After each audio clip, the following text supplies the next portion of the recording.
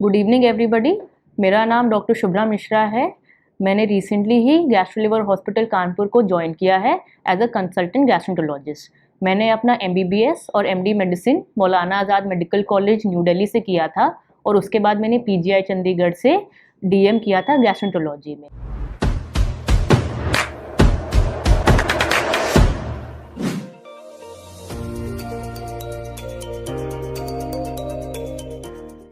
अगर हम GI tract को देखें तो वो बहुत ही बड़ा ऑर्गन है। जब हम खाना खाते हैं तो पहले मुंह में हम खाना चबाते हैं और फिर गले में हमारे फूड पाइप होता है जिसके द्वारा खाना नीचे हमारे स्टमक यानी कि पेट में जाता है। पेट में खाना जो है एसिड और कुछ एंजाइम्स से मिलता है और छोटे टुकड़ों में टूटता है। इस चीज़ को बोलते हैं चर्निंग और इससे जो एंड प्रोडक्ट बनता है उसको काइम कहते हैं। ये पूरे प्रोसीजर को तकरीबन 2 घंटे लग जाते हैं। इसके बाद ये जो काइम है ये धीरे धीरे हमारी स्मॉल इंटेस्टाइन में जाता है। स्मॉल इंटेस्टाइन 3 हिस्सों में बटी है, ड्यूोडेनम, जेजुनम और आइलियम। जो खाने की डाइजेशन की पूरी प्रोसीजर है वो ड्यूोडेनम और अपर जेजुनम में होती है। तो ड्यूोडेनम में लिवर से बाइल, पैंक्रियास से कुछ जूस और ड्यूोडेनम के खुद भी कुछ एंजाइम्स होते हैं जो खाने को पचाते हैं।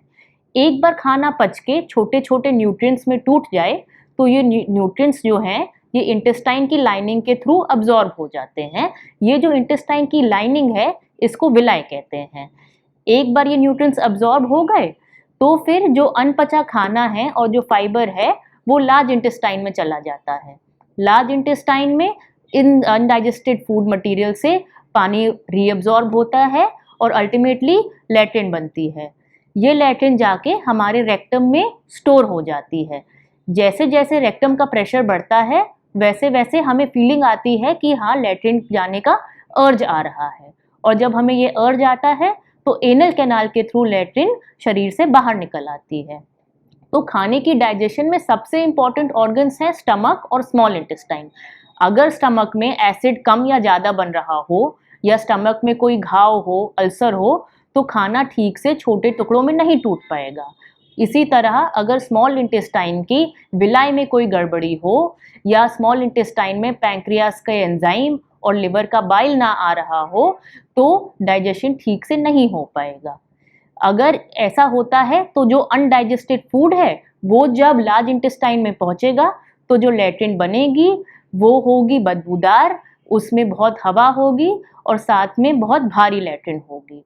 तो ये ही मेन लक्षण है अनडाइजेशन के कि लैट्रिन बदबूदार, भारी और हवा वाली होना, थोड़ा वजन कम हो रहा और पेट भारी लगना।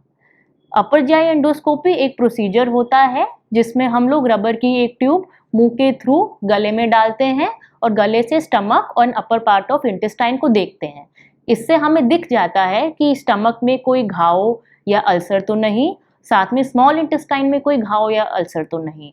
इससे हमें ईसोफेगस, स्टमक और इंटेस्टाइन की कोई मैल फॉर्मेशन या उसकी बनावट की कोई गड़बड़ी अगर हो तो वो पकड़ में आ जाती है। ये एक डे केयर प्रोसीजर है, इसमें सिर्फ 2 से 4 मिनट लगते हैं and it is a completely pain free procedure. तो अगर आपको लगता है कि आपका खाना ठीक से डाइजेस्ट नहीं हो रहा क्योंकि आपका वजन कम हो रहा है, पेट भारी लग रहा है और लैट्रिन बदबूदार, भारी और गैस वाली हो रही है तो अवश्य अपना अपर जीआई एंडोस्कोपी कराएं। आगे जाके हम GI ट्रैक्ट, लिवर, पैंक्रियास और बिलियरी सिस्टम के और भी डिजीजेस के बारे में डिटेल में बात करेंगे। अगर आपको ये वीडियो पसंद आया तो प्लीज़ इस वीडियो को लाइक करिए और शेयर करिए। अगर आप हमारे चैनल पे न्यू हैं तो प्लीज़ चैनल को सब्सक्राइब करिए। Thank you. I am doctor Shubhra Mishra from gastro liver hospital, Kanpur.